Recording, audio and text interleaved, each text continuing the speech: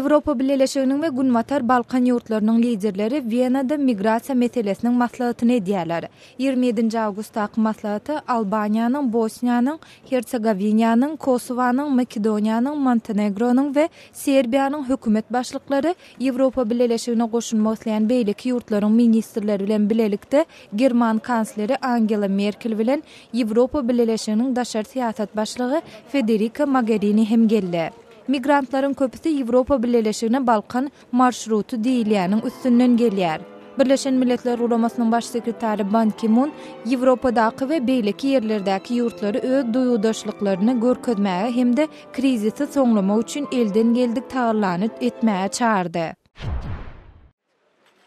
Kosowadaky iň uly opozisiýa topory paýtaxt Pristinada Serbiýa bilen ýagdaýlary gadalaşdyrmak barada gelinen ulalaşyga garşy protest gurnap, öz-özüni dolandyrmaklygy, öz ykbalyny özüň kesgitlemeklige çağırdy.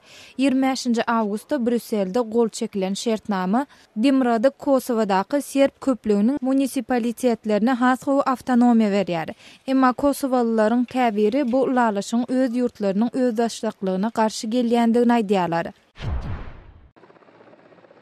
Täjikistanda Fahrobatda 6 döwletiň eskerleriniň gatnaşmagynda olaryň neşe gaçakçylarynyň toporuna bilelikde garşy durmak taýýarlygynyň derejesini barlamak üçin uruş oýunlary geçirildi. Paýtaxt Duşanbäniň gün ortasynda geçirilen türgünleşik maşgylaryny kollektiv howpsuzlyk şertnamasyna girýän ýurtlar bolan Ermenistan, Belarus, Orsiýet, Gadagstan, Gyrgyzstan we Täjikistan gatnaşdy. Täjikistan we onuň Merkezi Aziýa goňşulary Owganstandan Orsiýete geçirilen bir kanun neşe maddalarynyň esasy gaçakçylyk ýolu bolup durýar.